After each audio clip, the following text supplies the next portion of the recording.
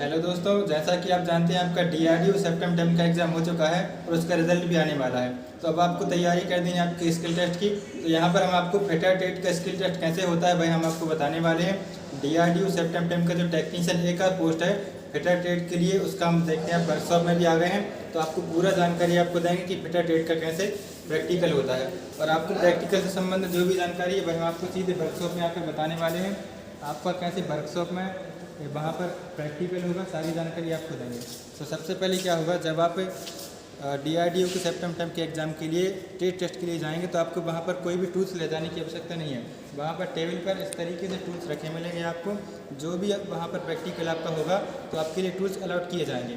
सब बच्चों के लिए अलग अलग टूल्स होंगे, तो आपको घर से यहाँ पर कोई भी ऐसा टूल्स लेकर जाने की आवश्यकता नहीं है। वहाँ पर आपको केवल आपका आधार कार्ड और आपका जो एडमिट कार्ड होता है वह बस लेके जाना है। और सबसे पहले क्या होगा, जब आप वर्कशॉप में एंट्री करेंगे तो आपके लिए वहाँ पर कुछ सीट दी जाएंगी। जैसे अगर आपका एग्ज़ाम होता है किसी भी डेट में होगा, वो तो एडमिट कार्ड में आपको लिख के बताया जाएगा। तो वहाँ पर आपको 5 सीट होती हैं। अगर 50 बच्चे बुलाए जाएंगे तो 5 सीट आपको दी जाएंगी। उनमें से आपको बोला जाएगा कि इनमें से आप कोई भी सीट चुन लीजिए। तो 5 में से आप जो भी सीट चुनेंगे उनमें आपको 2 पेपर सेट दे देंगे। पहले में आपको जॉब दिया रहेगा कि किस तरीके का आपका जॉब बनाना है, जैसे फिटिंग जॉब भी आएगा ज़्यादातर। और दूसरे में आपको कुछ ऑब्जेक्टिव क्वेश्चन दिए जा सकते हैं, या तो फिर आपको ड्राइंग और जो उसका जॉब प्लान होता है वह लिखने के लिए दिया जा सकता है। तो चलिए हम आपको बताते हैं और जानकारी क्या है इससे संबंधित।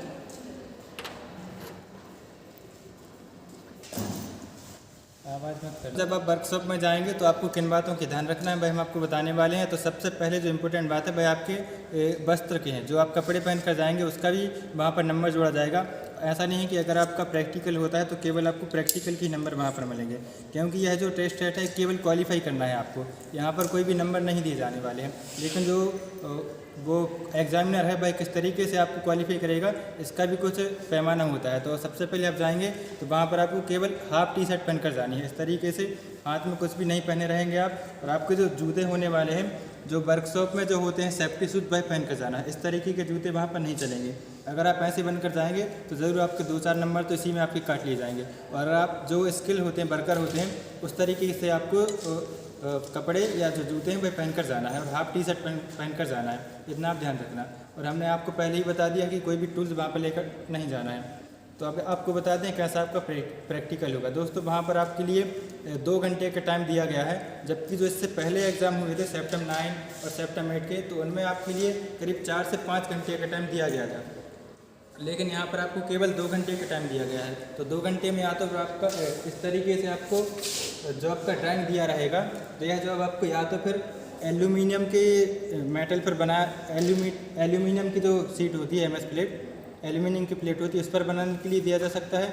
या तो फिर यह जो है आपको जो 5 mm की थिकनेस पर आपको दिया जा सकता है। जो ITI में आप वर्क करते हैं वह आपके लिए 10 mm की मोटाई पर MS प्लेट पर जॉब बनाना होता है। लेकिन 2 घंटे के लिए आपको अगर टाइम दिया गया है तो केवल यहाँ पर 5 mm की मोटाई का आपको यह जॉब आ सकता है।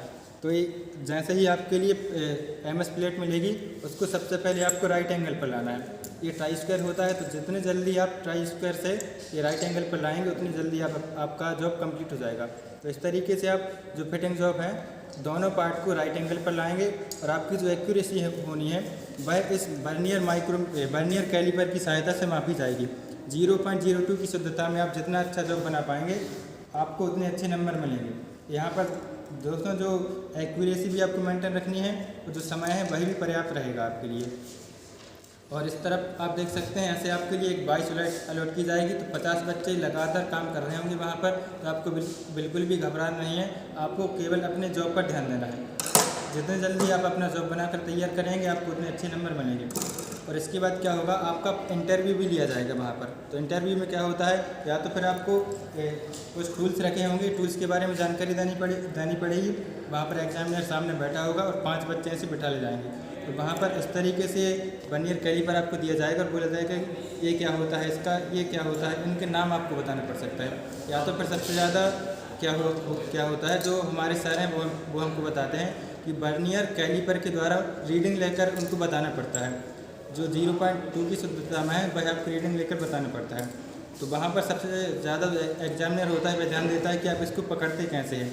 इस तरीके से अगर आप इसको पकड़ते हैं, यहाँ पर अंगूठा रहता है, और इसको ऊपर से ऐसे लॉक कर सकते हैं। इस तरीके से इसको पकड़ा जाता है। तो पकड़ने का भी तरीका होता है, अगर आप दोनों हाथ से ऐसे पकड़ेंगे तो आपके नंबर काट लिए जाएंगे। तो जो माइक्रोमीटर होता है उसको इस तरीके से पकड़ा जाता है, एक ही हाथ से इन टूल को यूज़ करना है।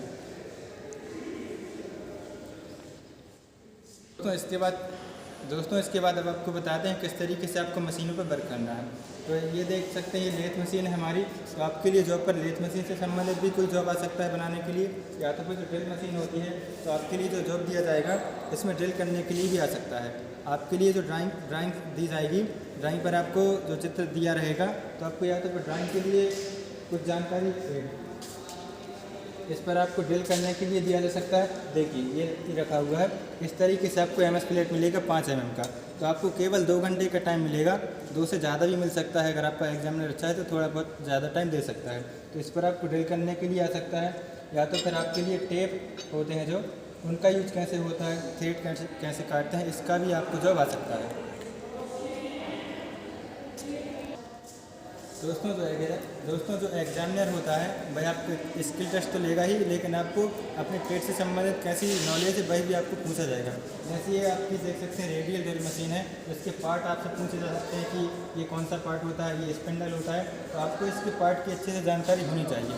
इसके बाद देख सकते हैं ये हमारी हॉरिजॉन्टल ड्रिलिंग मशीन है। इसके बारे में एग्जामिनर आपको लाएगा और पूछेगा इस पार्ट का नाम बताइए, क्या पार्ट है। ये देख सकते हैं ऊपर मशीन वाइज रखी हुई है, तो इसके बारे में भी आपको पूछा जा सकता है कि ये बताइए क्या होता है। तो इनके आपको अच्छे से नाम पता होना चाहिए, इसका यूज पता होना चाहिए, और भी फिटरटे से संबंधित जो जानकारी होती है वही भी आपको होनी चाहिए। और देख सकते हैं ग्राइंडर रखा हुआ है, तो ग्राइंडर से संबंधित जो इम्पोर्टेंट वही भी आपको पता होनी चाहिए कि इसकी ग्रेड साइज क्या होती है, इसका क्या यूज होता है, किस तरीके से इस पर वर्क किया जाता है, ये सब जानकारी आपको होनी चाहिए। और जो बाइस होती है, जब आप बाइस से संबंधित बहुत इंपॉर्टेंट जानकारी होती है, जो कि बहुत सारी बाइस रखी होंगी वहाँ पर, तो आपको अपने मन से आपकी बाइस चुननी है। तो इस तरीके से आप एक पैर आपका आगे रहेगा थोड़ा सा, और इस तरीके से आप ऐसे नापेंगे। अगर ये आपकी यहाँ पर 10 इसमें टिक जाती है, तो ये बाइस आपके लिए पर्याप्त मानी जाती है कि इतने ऊंचाई की बाइस आपको चुनना है। तो यह भी इम्पोर्टेंट होता है कि किस तरीके से आप अपने टूल्स को चुनते हैं, किस तरीके से आप बाइस पर खड़े होकर जॉब बनाते हैं। और इसके बाद क्या होगा, जब आपका पूरा ये प्रैक्टिकल हो जाएगा तो एक सीट दी जाएगी, वहाँ पर आपको सीक्वेंस ऑपरेशन लिखने के लिए दिया जा सकता है, या तो फिर आपको सावधानियाँ लिखने के लिए दिया जा सकता है कि किस तरीके से इस पर आप टूल जॉब बनाए हैं, किस तरीके की सावधानी का आपने यूज़ किया है।